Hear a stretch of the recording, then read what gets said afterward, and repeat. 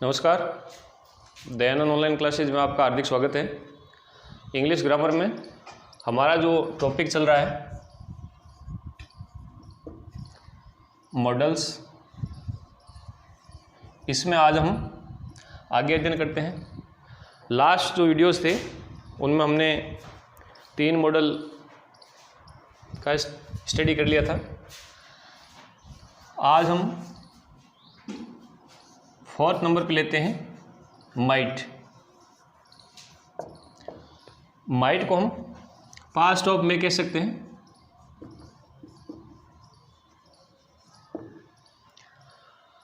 अब इसका जो यूज़ है वो हम किस स्थिति में करते हैं? तो फर्स्ट है रिमोट पॉसिबिलिटी।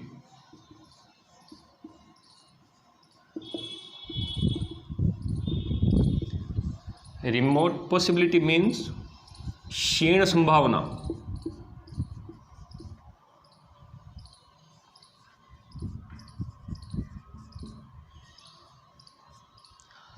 यानी बहुत ही कम गुंजाइश हो, तो ऐसी स्थिति में हम माइट का यूज कर सकते हैं। यानी किसी घटना के घटने की या क्रिया होने की संभावना क्षीण हो। जैसे एग्जाम्पल में हम एक सेंटेंस लेते हैं,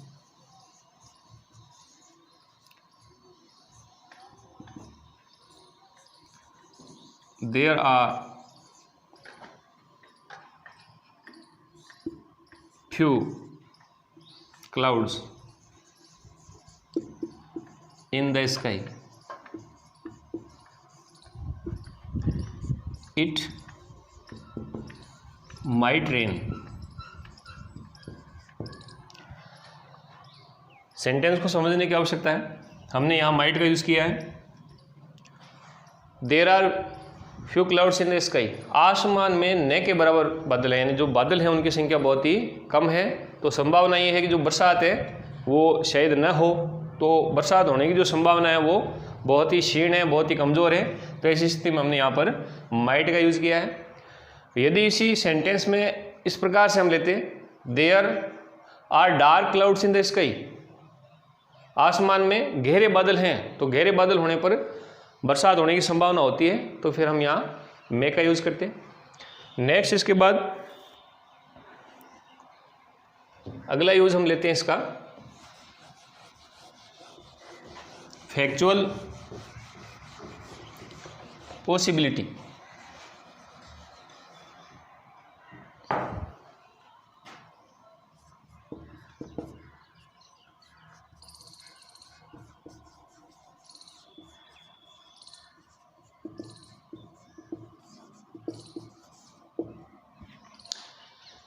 फैक्चुअल पॉसिबिलिटी, जिसको हम वास्तविक संभावना या तथ्यात्मक संभावना कह सकते हैं, तो उसको व्यक्त करने के लिए हम जो है माइट का यूज़ करते हैं।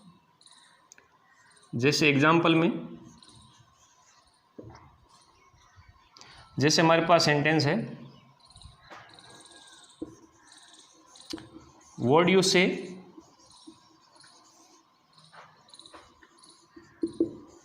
might be true। जो तुम कहते हो सच हो सकता है, यानी कोई तथ्यात्मक संभावना है उस व्यक्ति के द्वारा जो कहा गया कथन है उसके सत्य होने की। तो ऐसी स्थिति में हम यहाँ माइट का यूज कर सकते हैं। वर्ड यू से, जो तुम कहते हो माइट बी ट्रू, वो सत्य हो सकता है, यानी एक संभावना यहाँ पर दर्शाई गई है, लेकिन वो प्रबल संभावना यहाँ नहीं है।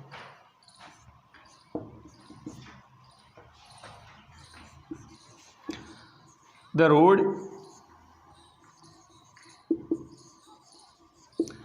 might be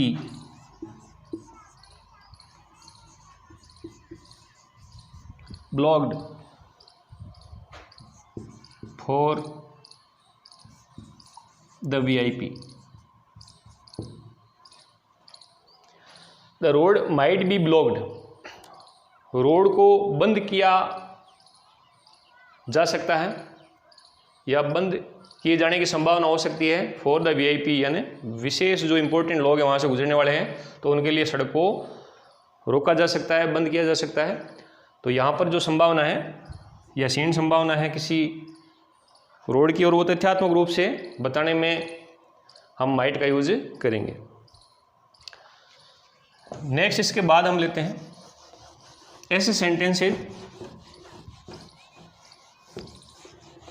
जिनके अंदर सो दैट का यूज हुआ हो।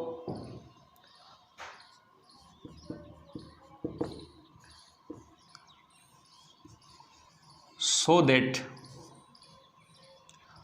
का यूज हुआ हो तो हम यहाँ दो स्थिति पढ़ेंगे, मे का यूज भी हो सकता है और माइट का भी हो सकता है।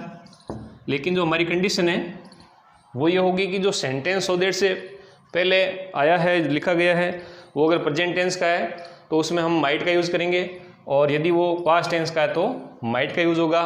कैसे होगा अभी हम देखते हैं, दोनों ही सेंटेंस लेते हैं।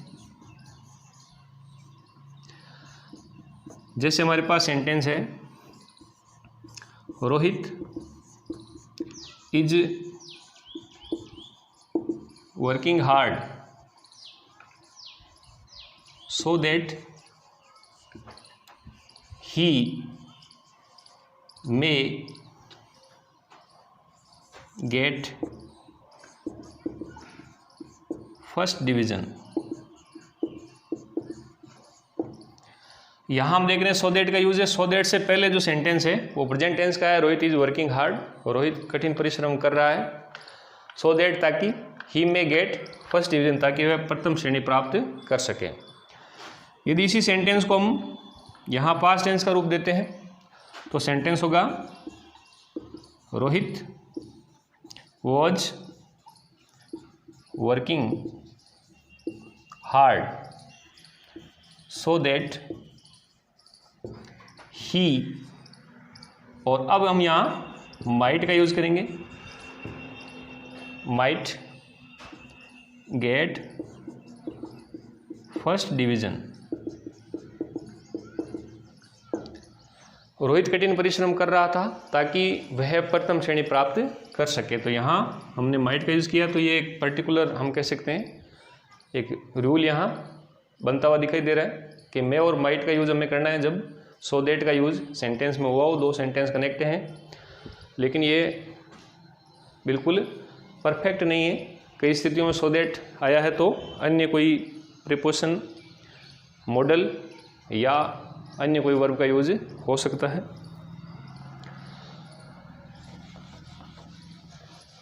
अब नेक्स्ट आगे हम लेते हैं माइट के बाद शैल और विल का use.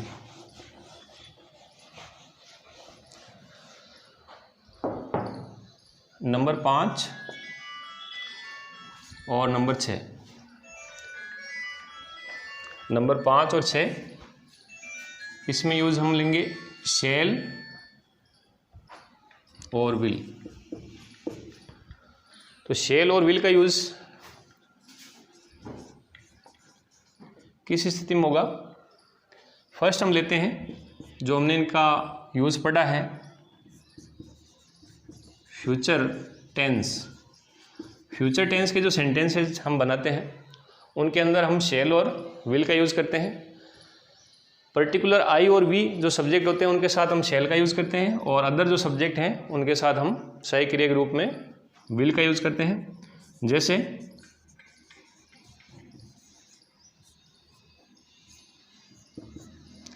I shall have completed homework.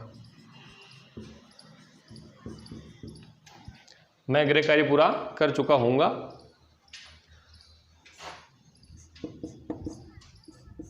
They will go to Jaipur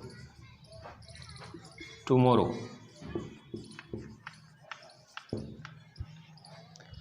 तो यहाँ हमने शैल और विल का यूज़ किया है। फ्यूचर टेंस है, फ्यूचर परफेक्ट, फ्यूचर सिंपल। तो फ्यूचर टेंस के जो पार्ट हैं उन सब में हेल्पिंग वर्ब ग्रुप में शैल और विल का यूज़ करते हैं हम। इसके पश्चात नेक्स्ट हम सेकेंड रूल देते हैं,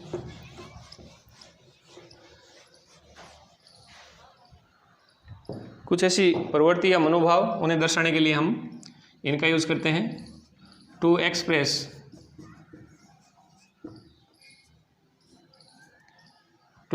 व्यक्त करने के लिए, जैसे प्रॉमिस वायदा किया गया हो,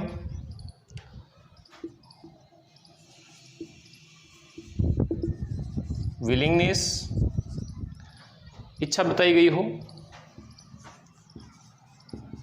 डिटर्मिनेशन दृढ़ इच्छा बताई गई हो, इंटेंशन इरादा बताया गया हो, obstinate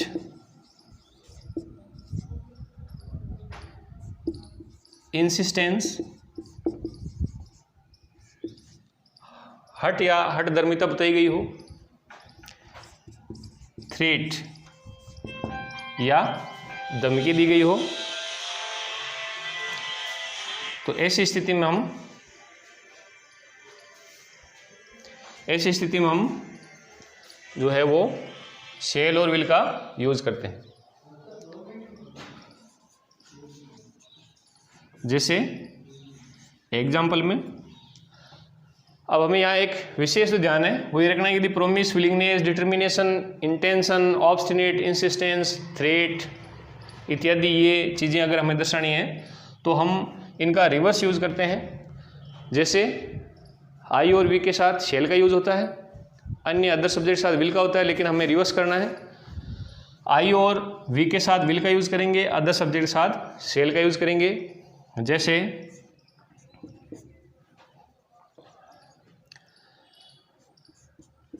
I will give U a gift. इससे हम कह सकते हैं कि यहाँ वायदा किया गया है, प्रॉमिस किया गया है, मैं तुम्हें एक उपहार दूंगा। Keep quiet, otherwise I will beat you. Keep quiet, चुप रहो, otherwise I will beat you, अन्यथा मैं तुम्हें पीट दूंगा। तो यहाँ पर जो हम कह सकते हैं एक धमकाने वाले अंदाज में बात कही गई है।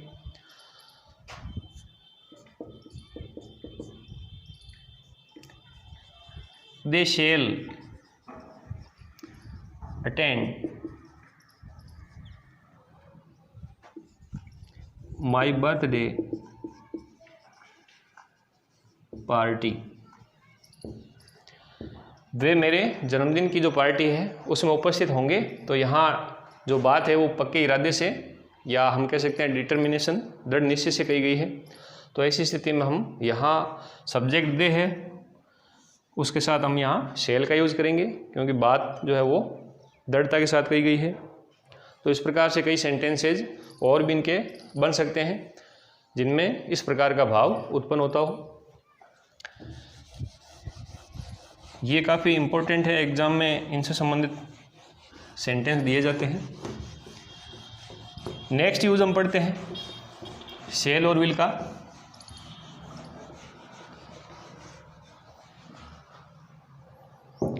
शैल और विल का यूज़ हम लेते हैं,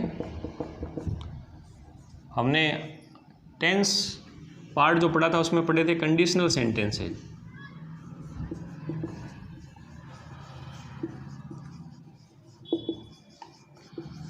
तो कंडीशनल सेंटेंसेज जो होते हैं उनके अंदर भी आई और वी के साथ हम शैल का यूज़ करते हैं, और अन्य अदर सब्जेक्ट है उनके साथ विल का यूज़ होगा। तो कैसे होगा वो हम यहाँ एक दो एग्जाम्पल लेके देखते हैं।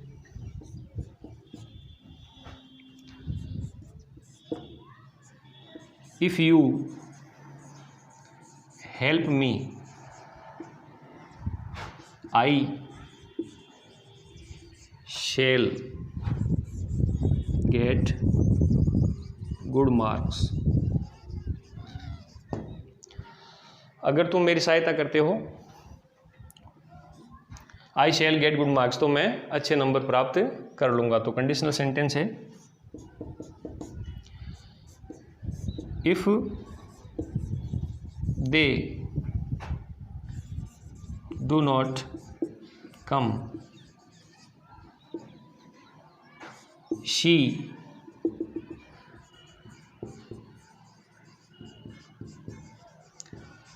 Will not cook food. अगर वे नहीं आते हैं तो वह भोजन नहीं पकाएगी। तो कंडीशनल सेंटेंस है, दोनों साइड हम कह सकते हैं नेगेटिव सेंटेंस का यूज़ हुआ है, लेकिन स्थिति जो है वो कंडीशनल है। इफ़ का यूज़ यहाँ हम देख रहे हैं इफ़ से स्टार्ट है।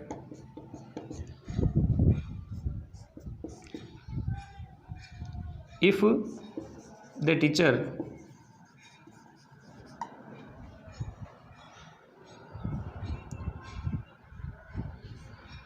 helped the boy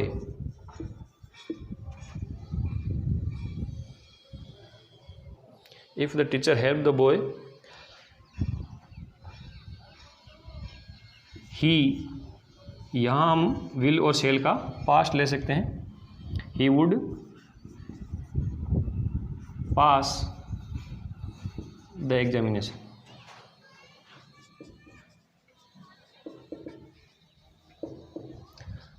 तो यहाँ हमने वुड का यूज़ लिया है, शेल और विल का पास्ट होता है, क्योंकि यहाँ हमने आगे पास्ट टेंस या पास्ट सिंपल टेंस ले लिया है। और यहीं अगर हम इस सेंटेंस को इस प्रकार से लिखते या प्रेजेंट में रखते, if the teacher helps the boy,